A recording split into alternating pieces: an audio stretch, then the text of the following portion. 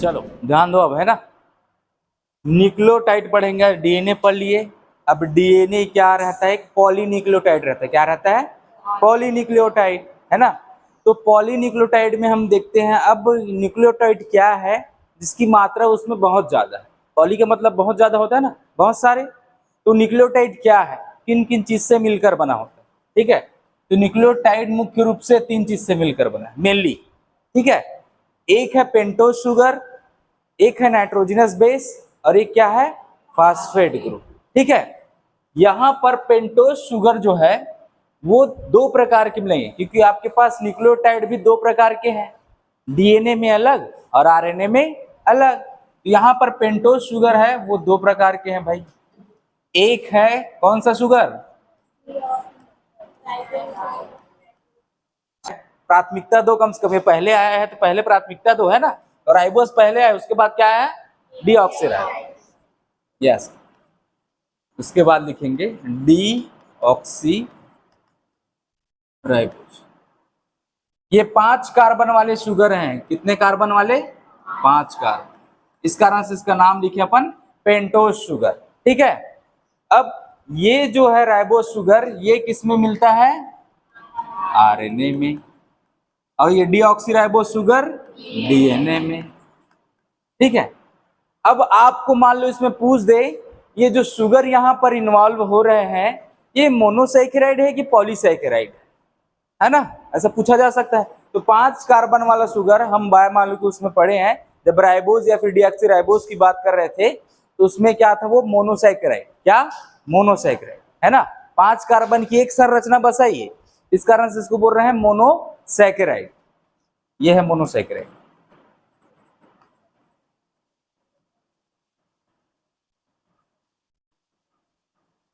ठीक है। ये है मोनोसैकेराइड। तो आपके पास 2 प्रकार के शुगर हो गए, एक है राइबोज, एक है डीऑक्सीराइबोज, ठीक है। नाइट्रोजनस बेस कितने प्रकार के, 2 प्रकार, कौन कौन से, प्यूरिन एंड दूसरा क्या है, पिरिमिडिन। प्यूरिन में कौन कौन से आते हैं,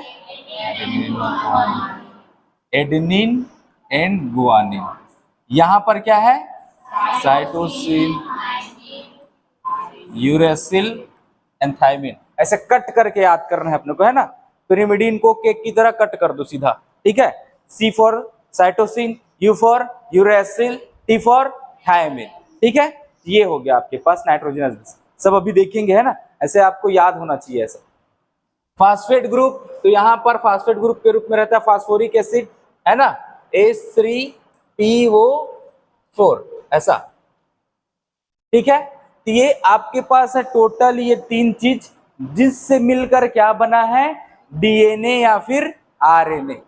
इन्हीं चीज से मिलकर, इसके अलावा और कुछ नहीं। मतलब ऐसा मान लो ये 3 दोस्त हैं, ये तीनों दोस्त साथ मिलकर दुनिया पर राज कर रहे हैं। दुनिया पर मतलब सारे जीव जो जिंदा है वो सब इन्हीं से मिलकर बने हैं।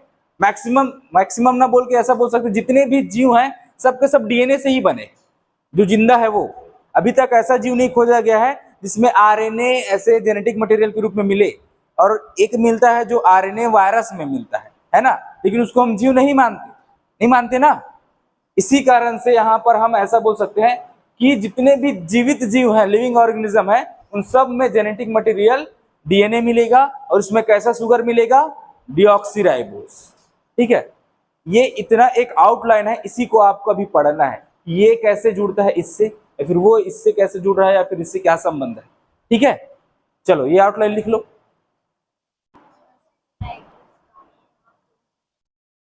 मोनोसैकेराइड का मतलब होता है एक यूनिट केवल, है ना। जैसे अपन ग्लूकोज को बोलते हैं ना पॉलीसैकेराइड, मतलब उस सॉरी ग्लूकोज को बोल रहा हूँ, सेल्यूलोज को, है ना। तो सेल्यूलोज में क्या रहता है, ऐसे ग्लूकोज मिलकर ऐसे पॉलीसैकेराइड बनता है।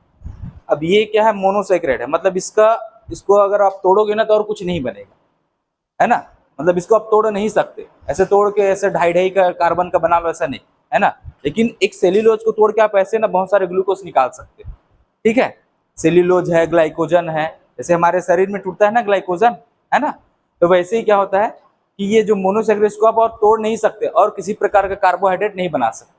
इसको जोड़ जोड़ के और बना सकते कुछ चीज, एक पॉलीसेकेराइड है ना, अगर बनता है तो, लेकिन इसको तोड़ के और कुछ नहीं बना सकते ऐसा, इसलिए मोनोसेकेराइड बोले। सेकेराइड का मतलब होता है शुगर से, शुगर मतलब कार्बोहाइड्रेट है ना, मोनो का मतलब एक यूनिट। फॉस्फोरिक एसिड,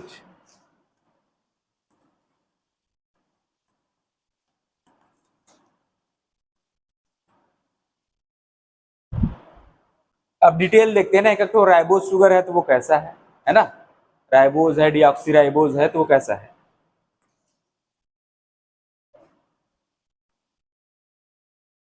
ध्यान से सुनना, पेंटोज शुगर की संरचना ना, जैसे घर में दिया वगैरह जलाते हैं ना, तो दिया कैसे जलता है, ये ऐसे दिया है और यहाँ पर ऐसे जल रहा होता है ना, तो इसकी संरचना को ऐसे अगर लाइन से अगर खींचोगे, यहाँ से यहाँ, यहाँ से यहाँ, ये ऐसे दिया है, तो वैसे ही रहेगा। आपको कैसे बनाना है, दिया की तरह। देखो यहाँ दिया मान लो, लोटा मान लो, जैसा भी मान लो, इसको लोटा भी बोल सकते हो, ये लो भाई, ये लो लोटा, ठीक है।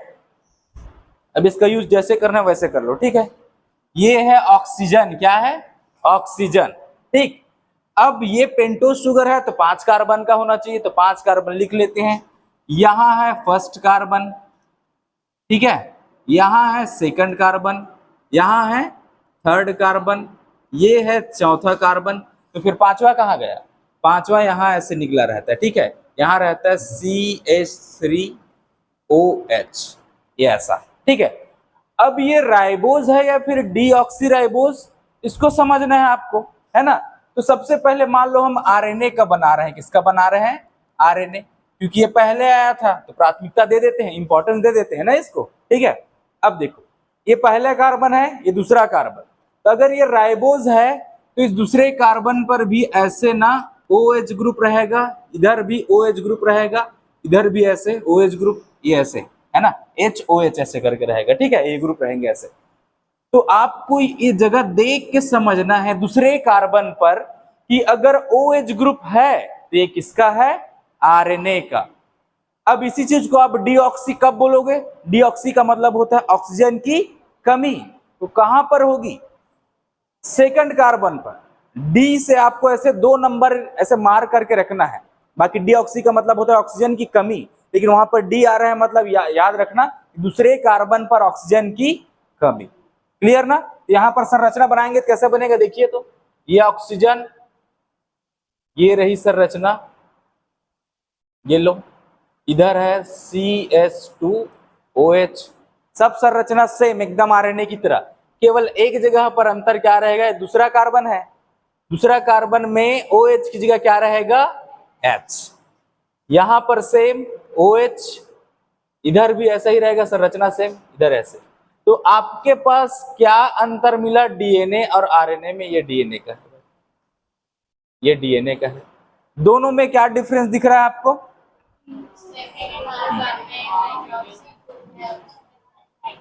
केवल ये जगह बस है जहां पर आप इसमें अंतर निकाल सकते हो, उसके अलावा और कहीं पर भी अंतर नहीं निकाल सकते, ठीक है। अब ये जगह जो है यहां पर ये ऑक्सीजन की कमी क्यों हुई, है ना, ये क्या है, ये आरएनए है, ये अनस्टेबल रहता है, क्या रहता है, अनस्टेबल। ये बोला जाता है कि ना बहुत ज्यादा रिएक्टिव है, किसी के साथ भी रिएक्शन कर लेता है, कुछ भी बना रहा है, म्यूटेशन हो रहा है बहुत ज्यादा ऐसे करके, क्योंकि यहाँ पर ये जगह क्या है, OH है ना, यहाँ पर आसानी से कुछ भी चीज जुड़ जा रहा था, ऑक्सीजन क्या है, रिएक्शन कर दे रहा था ऐसे साथ में, ठीक है।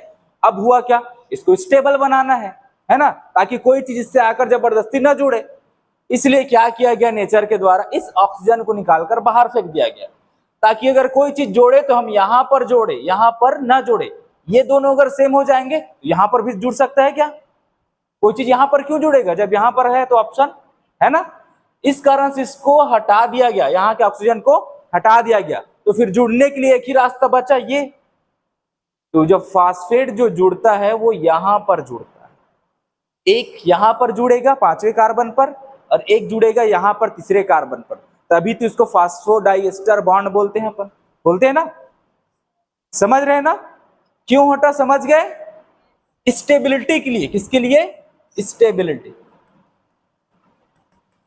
स्टेबिलिटी। नेचर ने इसको बनाया है ताकि ये स्टेबल रहे, तो जो जुड़ना रहे फास्फेट वगैरह वो यहाँ पर जुड़े, ये दोनों जगह सेम दिखेगा, फास्फेट यहाँ भी जुड़ सकता है क्या ना, इसी कारण से। ठीक है, समझ गए ना। ये शुगर है आपका, ये डीएनए का, और ये डीएनए का और ये आरएनए का, इसको बोलते हैं राइबोज शुगर। और ये क्या है, डीऑक्सी राइबोज। ठीक है, चलिए CH2 है, अच्छा 3 बना दिया हूं क्या, CH2OH है ना ये,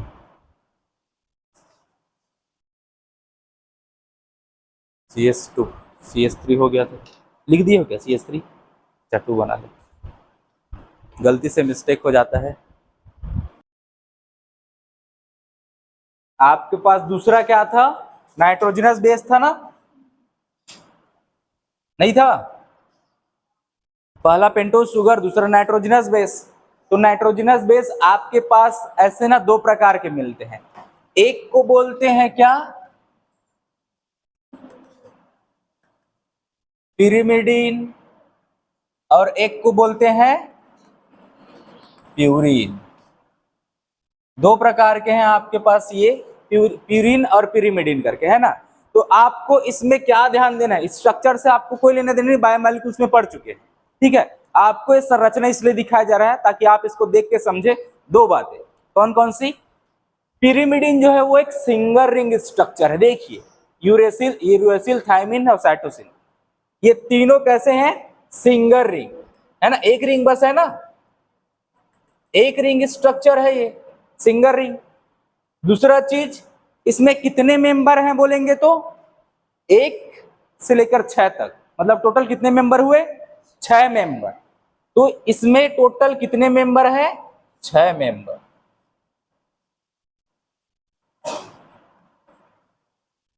पिरिमिडीन एक सिंगल रिंग स्ट्रक्चर है और ये 6 मेंबर से मिलकर बना हुआ है, इसके अलावा और कुछ नहीं देखना। ठीक है, उसके बाद में हम समझेंगे कि कौन कहां से कैसे जुड़ता है। ये वाला जो है वो हमेशा अपने पहले कार्बन से ही जुड़ता है शुगर से, ये वाला जो है अपने 90 कार्बन से जुड़ता है शुगर से, ऐसा। ठीक है, लेकिन अभी फिलहाल इस स्ट्रक्चर से आपको क्या कौन कौन सी बातें समझनी है, एक ये सिंगल रिंग स्ट्रक्चर 6 मेंबर का, और प्यूरिन कैसा है दिखाई दे रहा है कि आपको, देखो तो कितने रिंग है, 2 रिंग स्ट्रक्चर है। ठीक है, और उसके बाद कितने मेंबर हैं, 9 मेंबर। ठीक है, तो 9 मेंबर।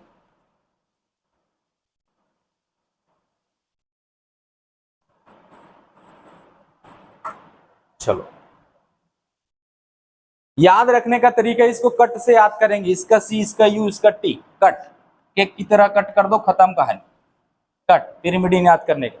ठीक है, और ये तो ऐसा लग रहा है कि कोई ना वाइफ अपने हस्बैंड को बुला रही, ए जी ओ जी लो जी सुनो जी, है ना, ऐसा टाइप का, तो इसको ऐसे याद कर लो जैसे भी हो। ठीक है, याद आना चाहिए बस नाम, प्यूरिन कौन सा, पिरिमिडीन कौन सा। क्या बचा, फास्फेट ग्रुप, है ना, ये है तीसरा पार्ट न्यूक्लियोटाइड का। फास्फेट ग्रुप कैसा रहता है, देखो H3PO4 लिखे हैं ना, उसको क्या लिखे हैं, H3PO4, फास्फोरिक एसिड। ठीक है, ये इसकी संरचना अगर आप बनाओगे कैसे बनाओगे, P एक ही है ना, तो P सेंटर में, उसके बाद ऑक्सीजन 4 है तो 4 जगह ऑक्सीजन ऐसे लगा दो, पहले oxygen oxygen oxygen oxygen. H कितने हैं, 3, तो 3 जगह H लगा दो, लो भाई H, ये H, ये लो H। तो ये यहाँ पर ऑक्सीजन अकेला नहीं, यहाँ पर इसके 2 बॉन्ड होने चाहिए, तो ये लो, ये बन गया आपके पास फास्फोरिक एसिड का स्ट्रक्चर। तो ऐसी संरचना में वहां पर मिलता है। अब ध्यान से सुनो, ये क्या है, एक एसिड है, इसको हम बोल रहे हैं फास्फोरिक एसिड। क्या बोल रहे हैं, फास्फोरिक एसिड। ठीक है, अब ये एसिड जो है वो डीएनए को एसिडिक नेचर देता है। जैसे आपको पूछ देंगे कि डीएनए का जो एसिडिक नेचर है ना, जो एसिडिक प्रॉपर्टीज है ना, वो किसके कारण है, वो किसके कारण है, फॉस्फेट ग्रुप के कारण, क्योंकि यहाँ पर कौन सा एसिड जुड़ा हुआ है, फॉस्फोरिक एसिड, है ना, ये देता है डीएनए को एसिडिक नेचर।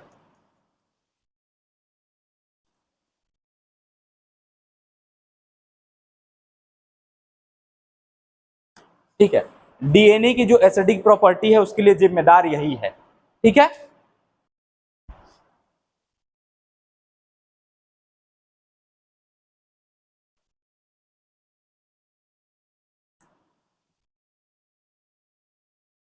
अब देखो आपके पास यहाँ पर ये न्यूक्लियोटाइड है या नहीं, देखिए पहले ये न्यूक्लियोटाइड है ना, है ना। कैसे पहचाने न्यूक्लियोटाइड है करके?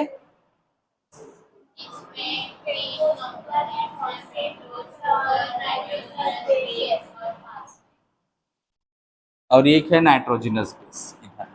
तो ये संरचना देख के आप पहचान गए कि क्या है, एक न्यूक्लियोटाइड है। यहाँ पर कितने न्यूक्लियोटाइड दिखाई दे रहे हैं आपको? 2 न्यूक्लियोटाइड दिखाई दे रहे हैं ना। अब ध्यान से सुनना, इसको 2 टुकड़ों बनाए हैं। देखो ये एक न्यूक्लियोटाइड है, उसमें आपको मालूम है ये 5वें कार्बन से फास्फेट जुड़ा है, और ये पहला कार्बन है, ये शुगर है ना, ये पहला कार्बन से क्या जुड़ा है? Nitrogenous base. 5वें कार्बन से क्या जुड़ा है? Phosphate group. ठीक है, अब आपको ये पूछा जा सकता है कि नाइट्रोजनस बेस अगर प्यूरिन है, क्या है? प्यूरिन। ठीक है, तो ये इसका कौन सा कार्बन या फिर कौन सा नाइट्रोजन है जो इस शुगर से जुड़ा है, या फिर आपको मालूम है कि पहले कार्बन से जुड़ेगा ही जुड़ेगा, तो शुगर के लिए आप एकदम श्योर हो, शुगर का पहला कार्बन ही इन्वॉल्व होगा, आप श्योर हो। ठीक है, पहले कार्बन से जुड़ता है करके। लेकिन इसका है ना, तो ये क्या है? प्यूरिन है। मान लो ये क्या है? प्यूरिन। इसको हम बोल रहे हैं प्यूरिन है। ठीक है, अब प्यूरिन भी 2 प्रकार के होते हैं। कौन कौन से? एडेनिन और गुआनिन। तो ये डबल रिंग स्ट्रक्चर है कि सिंगल रिंग स्ट्रक्चर है? डबल रिंग, है ना। तो जब भी डबल रिंग वाला है तो आपको क्या ध्यान में देना है, उसका सबसे लास्ट नंबर क्या है? 9 नंबर मेंबर है ना वो। तो यहां पर आप देखिए इसका पहला कार्बन, किसका? शुगर का। अगर ये प्यूरिन है, कोई सा भी एडिनिन हो चाहे गुआनिन हो, उसका कौन सा कार्बन जुड़ेगा?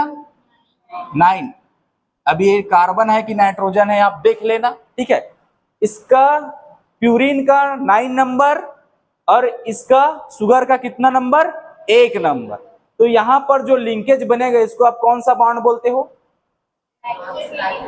Glycosidic bond. पढ़ चुके हैं ना, ग्लाइकोसिडिक बॉन्ड बोलते हैं। तो यहां पर जो लिंकेज बनेगा इसको ऐसे ही नाम से बोलोगे, 1 to 9 prime glycosidic linkage.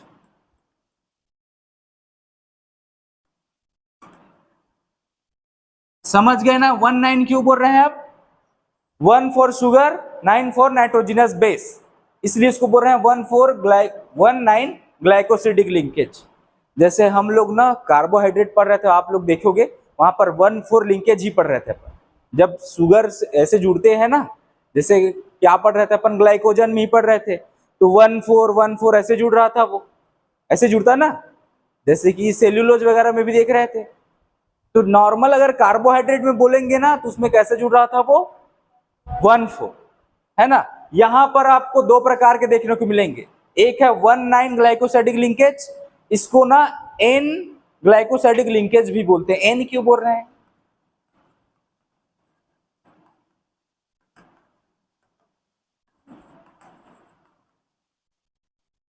N क्यों बोल रहे हैं बता सकते हैं? ये 2 नाम है, इससे आपको क्वेश्चन पूछा जा सकता है कि एन ग्लाइकोसाइडिक लिंकेज किसमें मिलता है ना। सेल्यूलोज में मिल रहा है कि ये न्यूक्लियोटाइड में मिल रहा है कि किसमें मिल रहा है? ठीक है, यहां पर जो लिंकेज है इसको हम क्या बोलते हैं? N glycosidic linkage. एन इसलिए बोल रहे हैं क्योंकि जो नाइट्रोजनस बेस है उसका नाइट्रोजन जुड़ता है ऐसे। इसका ये जो 9 नंबर लिखे हैं ये क्या है? नाइट्रोजन। और यहां पर क्या है? कार्बन। पहले नंबर पर इसका शुगर का क्या है? कार्बन। और यहां पर क्या है? नाइट्रोजन। इस कारण से इसको बोल रहे हैं एन ग्लाइकोसिडिक लिंकेज। और शुगर में जो कार्बोहाइड्रेट पड़े जिसमें क्या होता है? ऑक्सीजन के साथ जुड़ता है, ऐसे बॉन्ड बनाता है। पढ़े हैं ऐसा? 2 शुगर है उसके बीच ऑक्सीजन बनता है, ऐसे ऑक्सीजन वाला बॉन्ड, तो उसको हम पढ़े थे ओ ग्लाइकोसाइडिक लिंकेज। पढ़े थे? कुछ याद नहीं? सब भूल गए? चलो, आपको इसमें क्या देखना है? केवल ये लिंकेज का नाम कौन सा लिंकेज है। ठीक है, यहां पर अगर पिरिमिडिन है तो क्या रहेगा? पिरिमिडिन है तो पिरिमिडिन कितने स्ट्रक्चर वाले, कितने सर्कल है उसमें? पिरिमिडिन में 1 सर्कल। तो मान लो ये पिरिमिडिन है, मान लो क्या है भाई, ये सॉरी ये क्या है? सी, इसको कट करो, CUT, है ना। कोई सा भी हो, अगर यहाँ पर जुड़े तो वहां पर रहेगा शुगर का तो हमेशा एक, यहां पर पिरिमिडिन है तो वहां पर भी क्या रहेगा, एक। इसको बोलते हैं 1,1 ग्लाइकोसिडिक लिंकेज।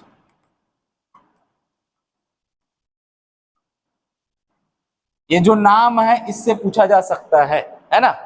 तो आपको क्या ध्यान में देना है, अगर प्यूरिन रहा तो कौन सा लिंकेज, जोर से बोलो, नहीं सुनाई दिया मेरे को। किसके बेस में कौन रहा तब ये 1,9 रहेगा, प्यूरिन। श्योर हो, प्यूरिन? हाँ। और 1,1 ग्लाइकोसिडिक लिंकेज कब रहेगा, जब पिरिमिडिन रहे तब। श्योर ना? बस इससे और कुछ नहीं बनेगा इस स्ट्रक्चर से भी फिलहाल के लिए। तो आपको ये दो चीजें याद रखना है, एक ये ग्लाइकोसाइडिक लिंकेज और ये दूसरा नाम जो दोनों के लिए है, एन वहां पर भी यहां पर भी। ठीक है, चलो।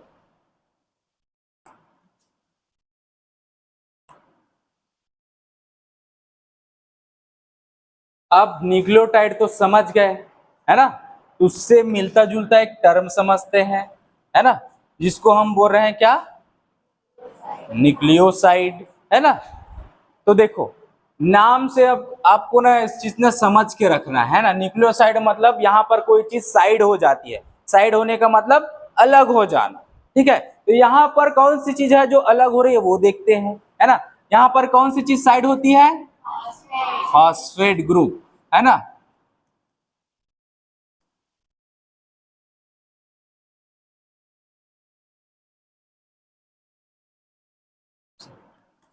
ठीक है, ये साइड हो गई भाई, ये हो गई साइड, है ना। साइड हो गई मतलब अलग हो गई। अब ये साइड हो जाती है, इस कारण से हम इस न्यूक्लियोटाइड को हम क्या बोल देते हैं, न्यूक्लियोसाइड। ठीक है, ये ट्रिक है ऐसे याद करने का, आप नहीं भूलोगे। अब आपके पास नाइट्रोजनस बेस है, ये ऐसे 4, अगर टोटल बोले तो 5 है ना। आरएनए का भी अगर यूरेसिल मिला दे तो एडेनिन, गुआनिन, साइटोसिन, थायमिन और यूरेसिल, ये नाइट्रोजनस बेस है। अगर सब में केवल शुगर जोड़े, क्या जोड़े, शुगर, सब में केवल शुगर जोड़ दो, है ना। यहां पर फॉस्फेट जोड़ रहे हो क्या, सब में क्या जोड़ रहे हो, शुगर बस, है ना। तो अगर नाइट्रोजनस बेस है और एक शुगर है, ये कौन सा शुगर है, पेंटोस शुगर। कौन सा शुगर, पेंटोस शुगर। तब इसको हम किस नाम से बुलाएंगे, ये दोनों मिला तो इसको बोलेंगे न्यूक्लियोसाइड। तो हो सकता है इसके नाम में चेंज आ जाए, इसको पहले एडेनिन बोल रहे हैं तो हो सकता है अगर शुगर बस है, फॉस्फेट नहीं है, तो नाम में चेंज आ गया होगा। इसका नाम क्या है देखिए तो, एडिनोसिन। एस साइड वाला है एस, ये दोनों तो आप ऐसे सिन से याद कर लोगे। टाइड, न्यूक्लियोटाइड में कहीं पर एस आता है क्या, उस नाम के अक्षर में एस आता है कहीं पर, न्यूक्लियोटाइड, टाइड है ना, टी आ रहा है, एस नहीं आ रहा।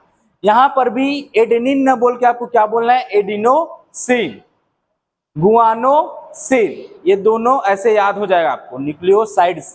ठीक है, इसके लिए आपको ध्यान देना पड़ेगा, ये है पिरिमिडिन, ये तीनों क्या है, पिरिमिडिन।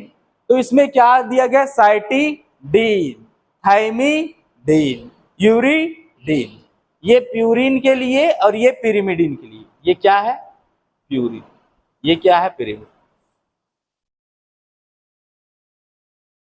तो आपको नाम बस ध्यान रखना है, ये इसको न्यूक्लियोसाइड बोलेंगे तो कौन सा नाम है, आपके पास ऐसे 4 ऑप्शन दे सकते हैं, निम्न में से कौन सा न्यूक्लियोसाइड है, समझ रहे हैं ना। तो ये नाम याद रखना जरूरी उसके लिए, उस ऑप्शन के लिए। ठीक है, चलो ये लिख लो, आरएनए में मिलता है, ये नोट करके रखेंगे ना। और ये ओनली डीएनए में, इसको ऐसे करो।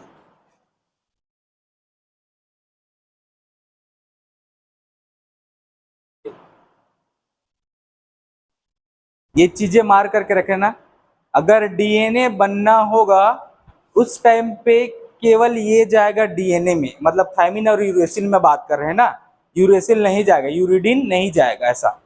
तो ये न्यूक्लियोसाइड है तो डीएनए तो बनाता नहीं है, क्योंकि वो बना रहता है किसी न्यूक्लियोटाइड से, है ना। तो जब बनना रहेगा उस टाइम पे क्या होगा, ये जाता है डीएनए में और ये जाएगा आरएनए में। ये फॉस्फेट से जुड़ेगा तब बनाएगा आरएनए वाला हिस्सा, ये फॉस्फेट से जुड़ेगा तब बनाएगा डीएनए वाला हिस्सा। ठीक है, ये ऐसा। चलो हो गया ना, लिख लिए, आगे बढ़ते हैं भाई। ये देखिए, अगर डीएनए में बोले तो फिर इसको क्या बोल सकते हैं अपन, डीएनए और आरएनए में यहां पर लिखा हुआ है।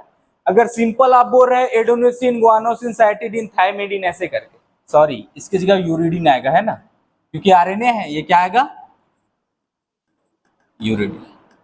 ठीक है, थायमिडीन नहीं आएगा, यूरिडीन आएगा। अब ध्यान देना, यहां पर क्या है, न्यूक्लियोसाइड्स इन डीएनए। डीएनए में वैसे न्यूक्लियोटाइड मिलता है, लेकिन भाग लेगा उसकी बात कर रहे हैं ना, ये भाग लेगा। तो यहां पर डीऑक्सी एडिनोसिन, क्योंकि इसके पास शुगर है, तो शुगर कौन सा है भाई, डीऑक्सी वाला, इसको तो ऐसे ही बोलेंगे ना, deoxy adenosine, deoxy guanosine, deoxy cytidine, deoxy thymidine. यहां पर हम यूरिडीन की बात नहीं करेंगे, यूरिडीन केवल किसमें मिलेगा, आरएनए में। तो यहां पर आप देखिए, अगर नॉर्मल ऐसा नाम बोल रहे हैं, डीऑक्सी नहीं लगा रहे हैं, है ना, तो इसको आप ऐसे नहीं बोल सकते ribo adenosine, ribo guanosine, simple बोल दो, ये ऐसा नाम है, मतलब ये किसके लिए है, आरएनए के लिए। ठीक है, एडिनोसिन, गुआनोसिन, साइटिडीन और एक हो गया यूरिडीन, थायमिडीन एब्सेंट रहता है उसमें। ठीक है, क्लियर नहीं इतना, इसको लिखना पड़ेगा आपको, केवल ऐसे लिख ले रहो, इसके नाम में अगर डीएनए में इन्वॉल्व हो रहा है तो डीऑक्सी वर्ड यूज करेंगे बस। ठीक है, चलो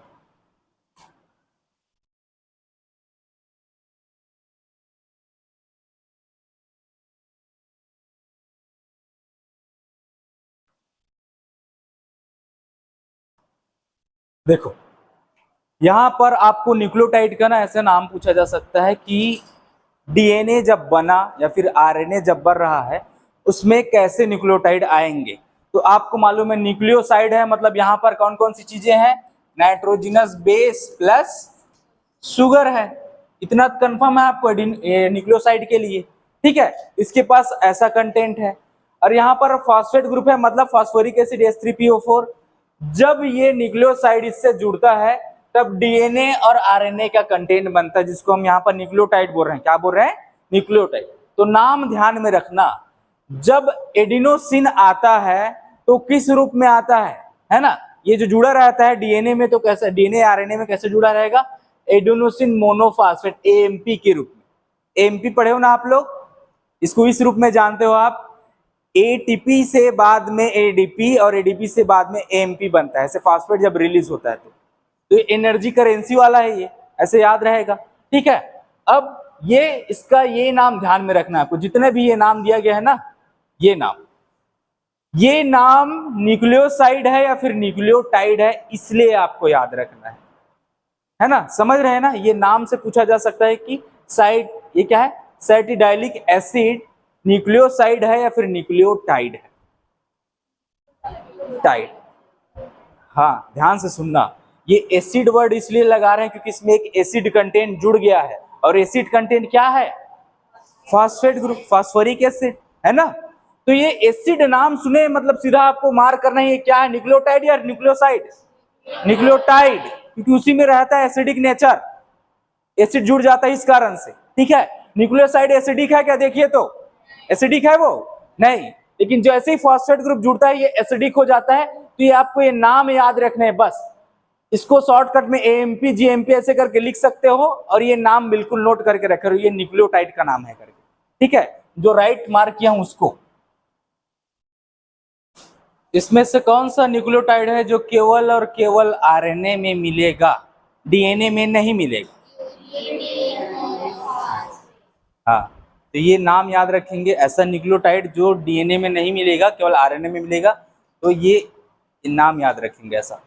ठीक है, और ये केवल और केवल किस में मिलेगा, डीएनए में। ठीक है, चलो चलो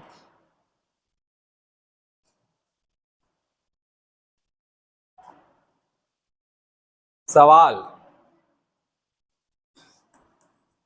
निम्न में से कौन सा, है ना, न्यूक्लियोटाइड है, डीएनए आरएनए का न्यूक्लियोटाइड है ना, कि आरएनए का न्यूक्लियोटाइड, निम्न में से चार ऑप्शन है, ए बी सी डी, ठीक है। यहाँ पर है आपके पास एएमपी, यहाँ पर है जीटीपी, जीएमपी, यहाँ पर है आपके पास डी एएमपी, और यहाँ पर है आपके पास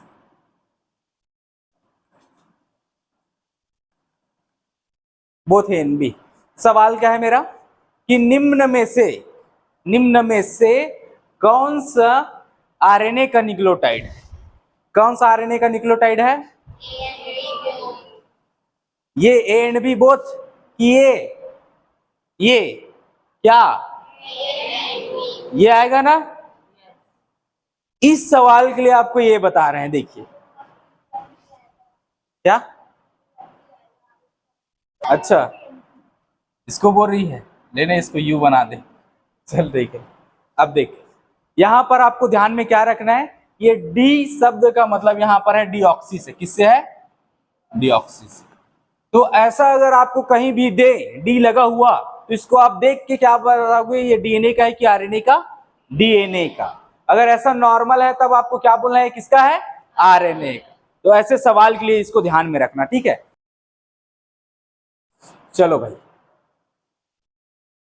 ये है न्यूक्लियोटाइड। अब हम यहां पर डीएनए बना के रखे हैं, देखिए यहां पर डीएनए बना हुआ है। अब टोटल कितने न्यूक्लियोटाइड है यहां पर? देखिए तो कितने न्यूक्लियोटाइड है, सबके सब बताओ। 4 है, देख के बताओ अच्छे से। आवाज नहीं आ रही, मेरे को सुनाई नहीं दे रहा आजकल। 4 कहां कहां पर?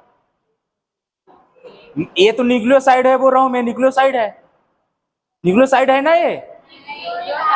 न्यूक्लियोटाइड है क्या? कैसे बोल रहा है न्यूक्लियोटाइड है करके? अच्छा, फॉस्फेट जुड़ा हुआ इस कारण से। चलो ठीक है, बढ़िया है। चलो, यहां पर आपके पास ऐसे 4 न्यूक्लियोटाइड हैं, ठीक है। अब ये डीएनए का स्ट्रक्चर है। आपको यहां पर एक शब्द दिखाई दे रहा है, एंटी पैरेलल। क्या दिखाई दे रहा है? Anti parallel. पैरेलल का मतलब क्या होता है? साथ में चलना। जैसे यहां से आयुषी निकल गई, उसके साथ साथ संगीता निकल गई साथ में, ठीक है। साथ में निकल गए, बाहर निकल रहे हैं ना, एक रास्ता हो गया, वो एक रास्ता एक साइड जा रहे हैं, इसको बोलेंगे यूनिडायरेक्शनल, ठीक है। यहां पर जो डीएनए स्ट्रैंड रहता है वो एंटी पैरेलल रहता है। एंटी पैरेलल का मतलब होता है कि वहां से संगीता आ रही है, इधर से आयुषी जा रही है। समझ रहे हो ना? रास्ता अलग अलग हो गया, मंजिल अलग हो गई। रास्ता एक है लेकिन मंजिल अलग हो गई। एक आ रही है इधर क्लास में, एक जा रही है क्लास से बाहर। इसको बोलोगे आप एंटी पैरेलल। पैरेलल का मतलब साथ में जाना, साथ में आना। एंटी पैरेलल का मतलब एक जा रहा है, एक आ रहा है। क्लियर ना? तो यहां पर डीएनए का स्ट्रैंड ऐसे ही रहता है। एक साइड 5 प्राइम है ये ऊपर, और एक इधर क्या है, नीचे 3 प्राइम बना हुआ है। अब डीएनए का जो दूसरा स्ट्रैंड है ना, ये डीएनए का स्ट्रैंड है, एक ऐसा न्यूक्लियोटाइड ये स्ट्रैंड है। ये दोनों स्ट्रैंड को जोड़ के ये कौन सा बॉन्ड रखा हुआ है? हाइड्रोजन बॉन्ड, है ना। दोनों स्ट्रैंड को जोड़ के रखा हुआ है ऐसा। अब यहां पर देखिए, ये क्या है इसका? ये सर ऊपर है, एक का पैर नीचे है, ऐसा मान लो, या फिर आने जाने से इसको रिलेट कर लो, ठीक है। लेकिन दूसरा क्या है, यहां पर नीचे सर है और ऊपर पैर है। समझ रहे हो? ये आयुषी जा रही है क्लास से बाहर, और इधर से संगीता आ रही है क्लास के अंदर। समझ रहे हो ना? ये डीएनए के स्ट्रैंड ऐसे रहते हैं, एंटी पैरेलल, ठीक है। इसको आपको ऐसे समझना है, ये नाम ध्यान में रखेंगे। एंटी पैरेलल का मतलब क्या होता है? डीएनए के स्ट्रैंड एंटी पैरेलल है तो कैसे है? तो आपको ऐसा स्ट्रैंड देंगे, ये लो, ये 2 स्ट्रैंड है। अब मैं बोल रहा हूं ये डीएनए के स्ट्रैंड एंटी पैरेलल है, तो इसको कैसे बनाओगे, कैसे डिनोट करोगे? अगर इसमें ये संख्या नहीं लिखा रहेगा तो बता पाओगे? इधर 5 लिखा है, इधर 3 लिखा है, मान लो इसको हम मिटा देते हैं, तो इसमें आप इसको बता पाओगे कौन सा सीधा है कौन सा उल्टा है? ऐसा बता सकते हो? इसीलिए हम इसको ऐसा लिखते हैं, 5 प्राइम से ये है 3 प्राइम, और ये वाला इसके सामने वाला कैसे रहेगा फिर? 3 प्राइम से 5 प्राइम। ये नंबर क्यों डाले हैं, समझ गए ना? ताकि इसकी पहचान की जा सके कौन सा सीधा जा रहा है कौन सा उल्टा आ रहा है, ठीक है। ये दोनों एक साइड नहीं जा रहे हैं, एक का 5 इधर है, एक का 5 नीचे है, ऐसा, ठीक है। तो दोनों एंटी पैरेलल होते हैं। क्लियर ना? ये शब्द बस ध्यान में रखेंगे, ठीक है। चलो, अब चलो, ये डीएनए स्ट्रैंड है, ये ऐसे जुड़ रहा है, ये न्यूक्लियोटाइड है, ये एक न्यूक्लियोटाइड, ये दूसरा न्यूक्लियोटाइड, और ये हो गया तीसरा न्यूक्लियोटाइड। ठीक है, अब ये जुड़े हुए नहीं है, ध्यान देना, अब ये जुड़े हुए हैं क्या, नहीं जुड़े हुए। ठीक है, तो जब ना डीएनए के न्यूक्लियोटाइड आपस में जुड़ते हैं उस टाइम पे क्या होता है कि ये जो न्यूक्लियोटाइड है वो ऐसे आता है इसके नजदीक, ये आ गया, ये इसका, ये शुगर है, 1 2 3 4 और 5, एक, सॉरी 1 2 3 4 और ये 5। ठीक है, तो ये जो फास्फेट है वो कौन से कार्बन से जुड़ा है, 5वें कार्बन से। तो जब फास्फेट आता है ना एक न्यूक्लियोटाइड तो ऐसे नहीं आता जब जुड़ता है तो।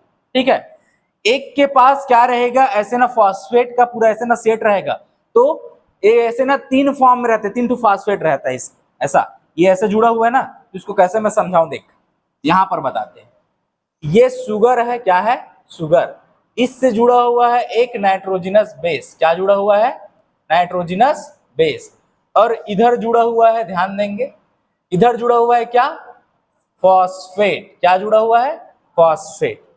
ध्यान से सुनना, अब जब एक न्यूक्लियोटाइड जुड़ने के लिए आता है डीएनए में, जब डीएनए का रेप्लिकेशन होता है तो न्यूक्लियोटाइड आते होंगे, आपस में जुड़ते हैं, तब तो डीएनए की कॉपी होती होगी, है ना, तो न्यूक्लियोटाइड चाहिए उसके लिए, तो न्यूक्लियोटाइड किस रूप में आता है, अभी आपके पास इसको एएमपी पढ़े हो, अभी जस्ट पढ़े हो ना, किस फॉर्म में रहता है, एएमपी। ठीक है, अब यहां पर जब डीएनए आता है, मतलब न्यूक्लियोटाइड जब आता है डीएनए बनने के लिए, तो ऐसे 3 फास्फेट के साथ आता है, कितने फास्फेट के साथ, 3 फास्फेट, यस।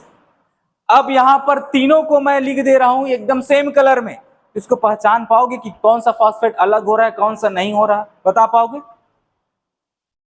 ऐसे देख के बता सकते हो क्या नॉर्मल कि कौन सा अलग हो रहा है कौन सा नहीं, हो सकता है यहां पर ये दोनों अलग हो गए, ये वाला इससे जुड़ा हुआ है, ऐसे तो नहीं बता पाओगे। अगर इसको पीपी बस लिखा हूं तो बता पाओगे कौन सा अलग हो रहा है, इसको बताने के लिए आपको सबसे पहले इसका नाम रखना पड़ेगा, ये फलाना, ये कौन सा पी है, ये कौन सा पी है, ये वाला और कौन सा है, तो इसके लिए इसका नाम रख देते हैं, इसको लिख देते हैं अपन अल्फा, क्या लिखते हैं, अल्फा, इसको बोलते हैं बीटा फॉस्फेट, क्या बोलते हैं, बीटा फॉस्फेट, और इसको बोलते हैं गामा फॉस्फेट। तो आपके पास यहाँ एक न्यूक्लियोटाइड है जो डीएनए में जुड़ने के लिए आ रहा है, तो ये कौन से फॉर्म में है, मान लो ये एडेनिन है, क्या है, एडेनिन, नाइट्रोजनस बेस, तो इसको आप एटीपी बोल सकते हो, देखो तो ध्यान से, एटीपी बोल सकते हो इसको, नहीं बोल सकते, यहां पर 3 फास्फेट हैं तो आप इसको एटीपी बोल सकते हो, और डीएनए के लिए आपको क्या चाहिए, उसको जोड़ने के लिए एएमपी, मतलब 2 कहीं ना कहीं बाहर चले जाएंगे, समझ रहे हैं ना। अब क्या होगा, आपको यही चीज बताना है इस नाम से कि यहां पर जो न्यूक्लियोटाइड है जो डीएनए में जुड़ेगा उसमें कौन सा फास्फेट रहता है। ठीक है, तो यहां पर सेम ऐसे ही बना लेते हैं, ये लो एक शुगर है, अब इससे जुड़ा है मान लो ये एक नाइट्रोजनस बेस, ये ऐसा नाइट्रोजनस बेस, अब इससे इधर जुड़ा हुआ है क्या, ये फास्फेट, ये फास्फेट, ये पी और पी, ये हो गया अल्फा, ये हो गया बीटा, ये हो गया, चलो ठीक है। अब क्या होगा, ये सबसे पहला नंबर का है, सबसे पहला नंबर का नाइट्रोजनस बेस है, ठीक है, सबसे पहला नंबर से जुड़ा हुआ।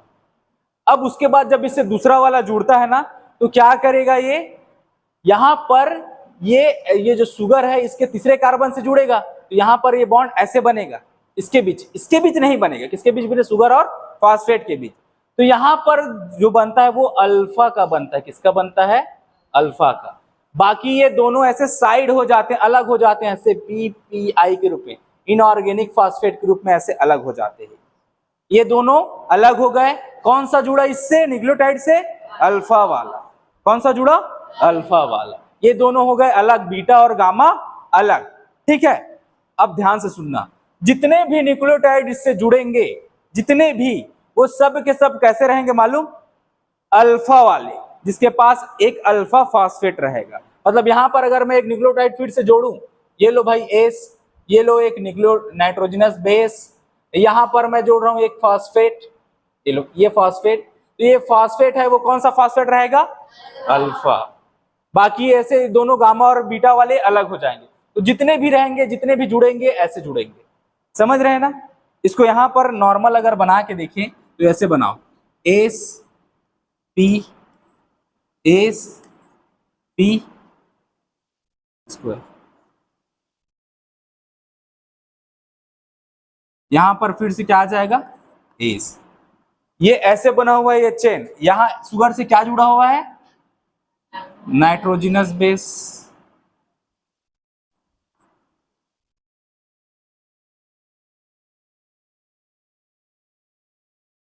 अब इस डीएनए में, ये डीएनए का एक स्ट्रैंड बनाया है, इसमें जो फास्फेट लिखे ये कौन सा फास्फेट है, अल्फा बीटा गामा, अल्फा। तो आपको यही बताने के लिए स्ट्रक्चर बता रहे हैं। जब डीएनए न्यूक्लियोटाइड जब आता है डीएनए बनने के लिए तो इसे 3 फास्फेट के साथ आता है, अल्फा बीटा और गामा। लेकिन जब डीएनए से जुड़ता है उस टाइम पे कौन सा फास्फेट रह जाता है, केवल अल्फा वाला, बीटा और गामा बाहर हो जाते। ठीक है, समझ रहे हैं ना। बस इसीलिए अब यहां पर ये जो फास्फेट दिखाई दे रही है कौन सा फास्फेट है बता सकते हैं, अल्फा, है ना। ये दोनों फास्फेट जो हटे हैं यहां से, है ना, वो किस लिए हटे हैं, क्योंकि यहां पर ये जो ऑक्सीजन है ये इससे ऐसे जुड़ता है, इस फास्फेट से ऐसे जुड़ेगा। ठीक है, तो यहां पर इससे देखिए इसकी जो वैलेंसी वो एक्स्ट्रा हो जाती है ना। तो ये बोलता है सिंपल कि जा सिमरन जिले अपनी जिंदगी, इसको अलग कर देगा, एमपी एमपी अलग हो जाएगा, यहाँ पर पी पी आई अलग, है ना। ये इसका बाबूजी है, इसके साथ जुड़ा हुआ था, बीटा और गामा, ये है अल्फा, ये है अल्फा, ये बीटा और गामा अलग है। अब ये जैसे इसका हाथ मांगने आया, कौन सा वाला है, शुगर वाला, ये तीसरा कार्बन वाला, तो फिर ये इसको ऐसे ना छोड़ देता है, जा बेटी जी ले अपनी जिंदगी। नहीं समझ में आया, इसको अलग कर दिए, फिर किसको भेज दिए, जा सिमरन जा जी ले अपनी जिंदगी, किसको भेजे, अल्फा बीटा गामा, अल्फा को। तो अल्फा इधर हो गई इसके शादी अल्फा की, और बीटा, ये बीटा और गामा हो गए इधर अलग। ठीक है, समझ गए ना, सिंपल ऐसे ही ऐसे जुड़ा रहेगा। ये जो बॉन्ड है उसको बोलते हैं फास्फोडाइएस्टर बॉन्ड, क्लियर। यहां पर जो नाइट्रोजनस बेस जुड़ा है इस शुगर से, इसको क्या बोलते हैं, ग्लाइकोसिडिक बॉन्ड। बॉन्ड क्लियर है ना आप लोग को, कि उसको एक्सप्लेन करना पड़ेगा अच्छे से, बॉन्ड क्लियर होना चाहिए, कि उसको आपको नाम बस ध्यान में रखना है और कौन से लोकेशन से जुड़ा है वो ध्यान में रखना है। ठीक है, चलो ये समझ गए।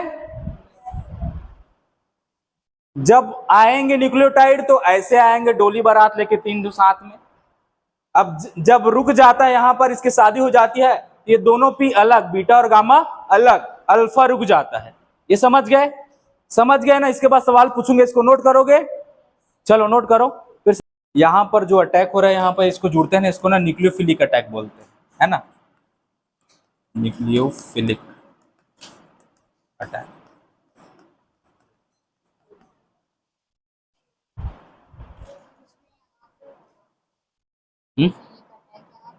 हाँ, इसको ऐसे समझो, ये 3 फॉस्फेट है, ये 2 फॉस्फेट को अलग करने के लिए और इसको शुगर से जोड़ने के लिए जो अटैक हो रहा है ना, ताकि ये जो अटैक है वो दोनों फॉस्फेट को अलग कर दे। ये इसके साथ अटैच होगा तो इसके साथ ऐसे राजी हो जाएगा ये जाने के लिए, है ना, इसके साथ हो गया राजी, इन दोनों को हो गया साइड, चल तेरा मेरा आज से कट्टुस पिट्टुस, ये अलग हो गया। ठीक है, तो ये जो अटैक है इन दोनों को अलग करने के लिए, इसी को बोल रहे हैं क्या, न्यूक्लियोफिलिक अटैक। ए भाई, ये दोनों अलग हो जाते हैं, ऐसे लिख रहे हो कि नहीं, समझ में नहीं आता मेरे, लिख रहे हो ना, अलग हो जाते हैं। ठीक है, पता चल रहा है कि ऐसे एक लिख लिए हो, ये समझाने के लिए मेरा, यहाँ पर ये दोनों अलग हो गए ऐसे करके, है ना, ये हो गए सेपरेट।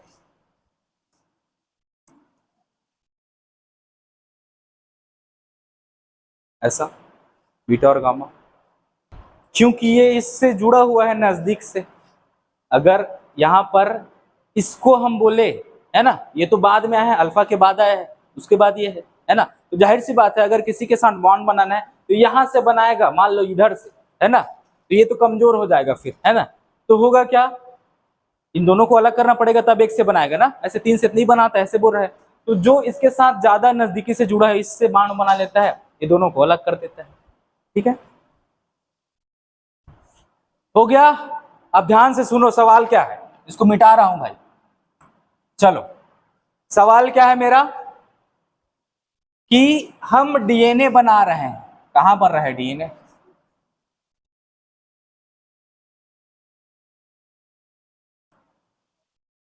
चलो, हम क्या बना रहे हैं? डीएनए, आर्टिफिशियल तरीके से डीएनए बना रहे हैं।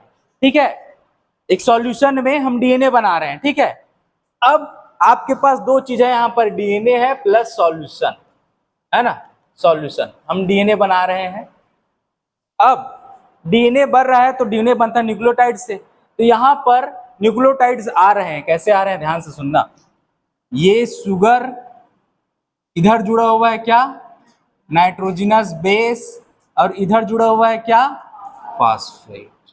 ठीक है, ये फास्फेट ऐसे ऐसे रहेंगे तीन, है ना, ऐसे ये आ रहे हैं भाई, ऐसे न्यूक्लियोटाइड है, ये ऐसे आ रहे हैं डीएनए बनाने के लिए। ठीक है, तो सब यहां पर सवाल क्या है कि बीटा फास्फेट इन दोनों में से किस में मिलेगा?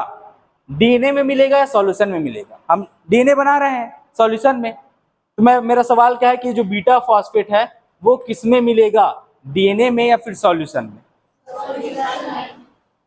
और डीएनए में नहीं मिलेगा? सोचो तो।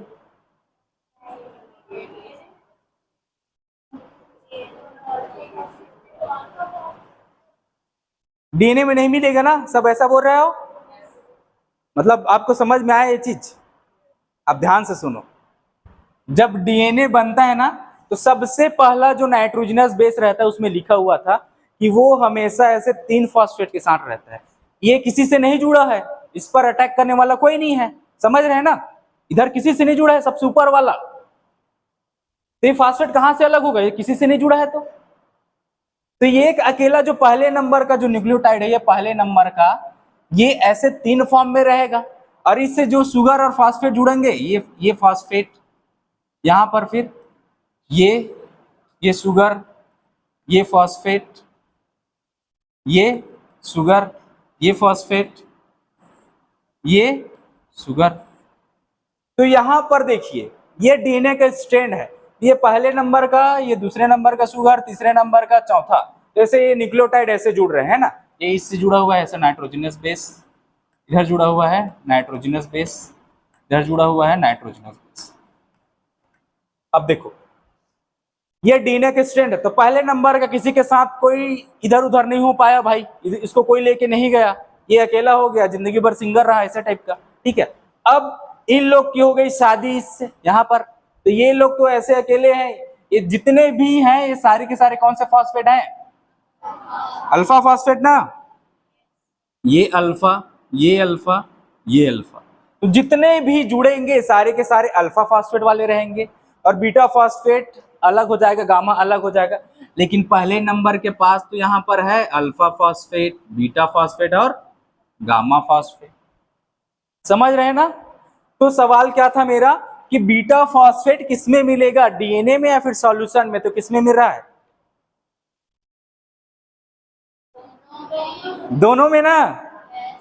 दोनों में नहीं मिलेगा, ये डीएनए में भी है और इसके अलग हो गया तो सॉल्यूशन में भी आ गया। तो यहां पर ये किसमें मिलेगा बीटा फॉस्फेट? दोनों में। ठीक है, समझ रहे हो। अब यहां पर मैं बोलूं कि अल्फा फॉस्फेट किसमें मिलेगा? अल्फा फॉस्फेट ये किसमें मिल रहा है बताओ?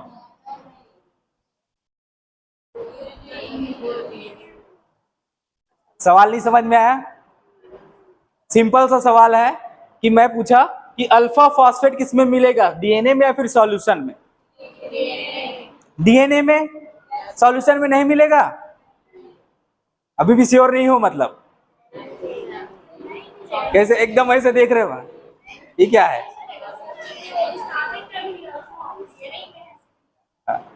क्योंकि ये शुरू से इसमें जुड़ा हुआ है डीएनए से, और अलग भी होता है तो बीटा और गामा अलग होते हैं, अल्फा अलग नहीं होता। तो जाहिर सी बात है ये डीएनए में है, तो ये किसमें मिलेगा अल्फा वाला? डीएनए में।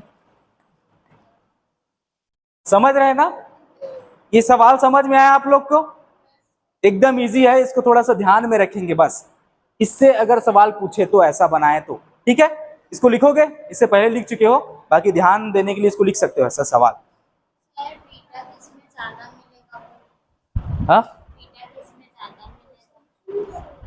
तो वो तो एक ही में कवर हो गया ना सब। बीटा किस में मिलेगा सबसे ज्यादा, तो सॉल्यूशन में आ गया, क्योंकि बीटा सब इसमें आ गया। बीटा और गामा ऐसे आ जाएंगे, ठीक है। अब हो सकता है मात्रा पूछ दे, बीटा फास्फेट और गामा फास्फेट की मात्रा मतलब बराबर रहती है कि अलग अलग रहती है? सॉल्यूशन में बराबर रहती है कि अलग अलग रहती है? बीटा और गामा की जो मात्रा है वो बराबर रहेगी ना, क्योंकि दोनों बराबर मात्रा में अलग हो रहे हैं, तो सॉल्यूशन में दोनों की मात्रा बराबर रहेगी। लेकिन यहाँ पर वो एक जगह बस मिलेगा, उसके अलावा और कहीं पर नहीं मिलेगा, बीटा और गामा, ठीक है। चलो ये देखो आपके पास ये डीएनए का स्ट्रैंड है ना, डीएनए का स्ट्रैंड है, ध्यान देना। अब इसमें डीएनए स्ट्रैंड बनाने में कौन भाग लेता है? डीएनए का स्ट्रैंड, जो बैकबोन, अगर पूछे एक वर्ड आएगा सीधा, बैकबोन, डीएनए का बैकबोन, बैकबोन ऑफ डीएनए कौन बना रहा है? बैकबोन। बैकबोन का मतलब एक स्ट्रैंड कौन बनाता है, ऐसा स्ट्रैंड? यहां पर स्पष्ट है, देखो है ना, ये जो शुगर है और ये क्या है? फॉस्फेट। ये ऐसे एक साइड एक स्ट्रैंड की तरह दिखाई दे रहे हैं, और आपके जो नाइट्रोजनस बेस है वो इधर नीचे की तरफ है ना, इनवर्ड बोला जा सकता है जिसको, ऐसे अंदर की तरफ रहते हैं। बाकी जो स्ट्रैंड बना रहे हैं, ये स्ट्रैंड ऐसे में बनाया, ये डीएनए का स्ट्रैंड है। ये क्या है, किससे बना है ये स्ट्रैंड? शुगर और फास्फेट से। यहां पर एक स्ट्रैंड बना है, किससे बना है? तो आपको ये बताना है स्ट्रैंड जो बैकबोन बना है डीएनए का, वो शुगर प्लस फॉस्फेट से मिलकर बना है, और उसके बीच जो पक्तियां लगी रहती हैं ये है फिर नाइट्रोजनस बेस। बाकी स्ट्रैंड कौन बना रहा है? शुगर एंड फॉस्फेट, ठीक है। ये हाँ, ये अभी फिलहाल तो एक स्ट्रैंड दिखा रहा है, इसको आप बोलोगे बेस, पेयर नहीं बोलो। जब ये पेयर होगा तो कैसे करेगा? एडेनिन किससे जुड़ेगा? थायमिन से। तब इस कंडीशन में आप बोलोगे बेस पेयर, जब इधर एक और स्ट्रैंड आ जाएगा तब। जैसे कि यहां पर देखिए, ये यहां पर इसको आप बोल सकते हो बेस पेयर, बोल सकते हो ना। ये एक स्ट्रैंड, ये दूसरा स्ट्रैंड, और ये हो गया बेस का pair. Adenine pair with thymine with double hydrogen bond, guanine pair with cytosine with triple hydrogen bond, है ना। ये ऐसा। अगर आपको बोले कि इस यहां पर गुआनिन, साइटोसिन या फिर थायमिन और एडेनिन में से कौन सा ज्यादा मजबूती से जुड़ा है, तब क्या बोलोगे? यहाँ पर 3 हाइड्रोजन बॉन्ड है ना। तो ये आप ना इससे बाद में इसको पढ़ोगे भी कि ये जो जी और सी जो रिच रीजन है ना, वो आपको ना प्रोकैरियोट में मिलता है। मतलब उनके जो डीएनए में, जिसको हम न्यूक्लियोड क्या बोलते हैं, न्यूक्लियोइड बोलते हैं ना, उसमें अधिकतर ऐसा जीसी रहता है, गुआनिन और साइटोसिन ज्यादा रहते हैं किसकी तुलना में? एडेनिन और थायमिन की। और हमारे अंदर 80 वाला ज्यादा है, एडेनिन और थायमिन वाला, ठीक है। ये प्रोकैरियोट्स में और ये यूकैरियोट्स में। मेरा सवाल भटका दिए हो आप लोग, मेरे को थोड़ा सा ध्यान में लगाने दो। यहां पर एक नाइट्रोजनस बेस है, ये शुगर है और ये फास्फेट है, ठीक है। अब इधर भी नाइट्रोजनस बेस है, शुगर है और ये फास्फेट।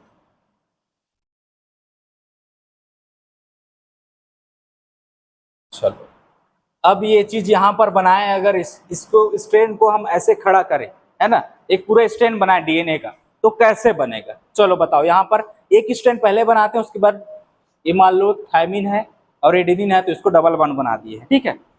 अब इसको आप लंबा करना है, इसको ऐसे बनाना है, तो आप कैसे न्यूक्लियोटाइड कैसे जोड़ोगे बताओ?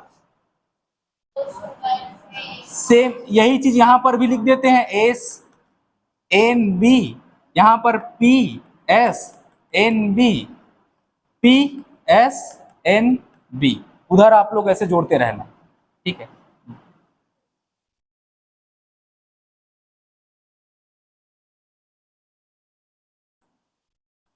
चलो अब ये अलग अलग ऐसे आ गए हैं, इसको आप जोड़ोगे कैसे? कैसे जुड़ेगा? यहां पर एस पी जोड़ोगे, इसको इसको, है ना। तो यहां पर जो ये बैकबोन, ये जो दिख रहा है ये बैकबोन है, स्ट्रैंड जो ब्लू कलर में ऐसा मार्क है, क्या है? स्ट्रैंड, है ना, ये बैकबोन है। अब यहां पर बैकबोन में कौन सा बॉन्ड मिलता है? बॉन्ड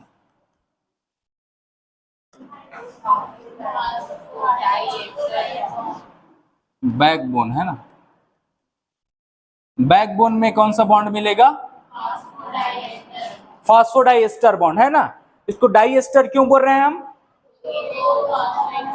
एक सुगर है, दूसरा सुगर और एक फास्फेट है, तो यहां पर एक बॉन्ड बना और यहां पर एक बॉन्ड बना। अगर केवल एक बोलते हैं पहले नंबर का है, ये पहले नंबर का न्यूक्लियोटाइड है, तो वहां पर आपको केवल एक लौता ऐसे बोलने को मिल सकता है, ये अकेला है जो फास्फोएस्टर बॉन्ड है। क्या है? फास्फोएस्टर बॉन्ड। बाकी यहां पर ये फॉस्फेट जो है वो क्या है? दोनों से जुड़ा हुआ है। ये एक से जुड़ा हुआ है, एक सुगर से, इसको बोलेंगे फास्फोएस्टर। यहां पर ये दो से जुड़ा हुआ है, एक सुगर और दूसरा, इसको बोलोगे आप क्या? फास्फोडाइएस्टर बॉन्ड। ये समझ में आ रहा है कि नहीं आप लोग को? मेरा क्लियर करने का मतलब ये है कि अगर ये फॉस्फेट दो सुगर से जुड़ा है तब इसको आप बोलोगे फास्फोडाइएस्टर बॉन्ड। लेकिन यहां पर मैं बोल रहा हूं कि पहले नंबर का जो फॉस्फेट है वो केवल एक सुगर से जुड़ा है, तो इसको आप क्या बोलोगे? फास्फोएस्टर बॉन्ड। क्लियर? ये ऐसा। अब इधर भी ऐसे ही बनेगा, ठीक है, वो वाला न्यूक्लियोटाइड भी ऐसे बनेगा। अब बैकबोन में कौन सा बॉन्ड मिला आपको? केवल और केवल फास्फोडाइएस्टर बॉन्ड। ठीक है। अब हम बोल रहे हैं कि सुगर और नाइट्रोजनस बेस में, सुगर और नाइट्रोजनस बेस में, मतलब यहां पर अगर बोले न्यूक्लियोसाइड में, साइड ना, फास्फेट को अलग कर दिए, मैं बोल रहा हूं इसमें न्यूक्लियोसाइड में, सुगर और नाइट्रोजनस बेस में कौन सा बॉन्ड मिलेगा? यहां पर, यहां पर कौन सा बॉन्ड? ग्लाइकोसाइडिक बॉन्ड, है ना। अब यहां पर देखिए, ये फास्फोडाइएस्टर बॉन्ड बनता है तो नंबर यहां पर लिख ले रहते हैं कि किसके किसके बीच कौन से नंबर से जुड़ रहा है। तो सुगर का कौन सा नंबर रहता है? पहले से नाइट्रोजनस बेस जुड़ा रहता है। देख यहां पर क्या है, अगर ये सुगर है तो इसका रहेगा पांचवा। ये देख यहां पर स्पष्ट है, यहां देख 1 2 3 4 5, फास्फेट किससे जुड़ा है भाई? पांचवे से। अब ये मैं बोल रहा हूं ये इससे जुड़ता है, यहां पर ऐसे जुड़ा, तो यहां पर काउंट कर लो 1 2 3 4 5, तो इस दूसरे सुगर के कौन से कार्बन से जुड़ रहा? 3। समझ रहे हैं ना? तो आप यहां पर लिख ले रहे हो फास्फोडाइएस्टर बॉन्ड जो बनता है वो सुगर के तीसरे कार्बन और पांचवें कार्बन के बीच बन रहा है। ठीक है, क्लियर ना। नेक्स्ट कौन सा बॉन्ड है आपके पास? Glycosidic bond. ये बॉन्ड किसके किसके बीच बनता है? हाँ, ये है ग्लाइकोसिडिक बॉन्ड। ये बनता है सुगर और नाइट्रोजनस बेस के बीच। तो सुगर का कौन सा रहता है बताइए, कौन सा कार्बन है? पहला कार्बन सुगर का और नाइट्रोजनस बेस का। हाँ, अगर प्यूरिन है तो 9, और अगर पिरिमिडिन है तो 1। ये क्लियर है इतना? नहीं है क्लियर? Very good. चलो अब एक और बॉन्ड इसमें पढ़ते हैं जिसको बोलते हैं क्या? Hydrogen bond. तो एकदम क्लियर है, उसका कोई ज्यादा इधर उधर नहीं सोचना। अगर एडेनिन थाइमिन से जुड़ा है तो अब कितने बॉन्ड है? 2 हाइड्रोजन बॉन्ड। अगर ग्वानिन साइटोसिन से जुड़ा है तो 3 हाइड्रोजन बॉन्ड। बस इसके लिए और कुछ ध्यान में रखना है कि आपको? कुछ नहीं, ये 3 चीजें बस, कहां पर कैसे बॉन्ड बन रहा है वो। ठीक है,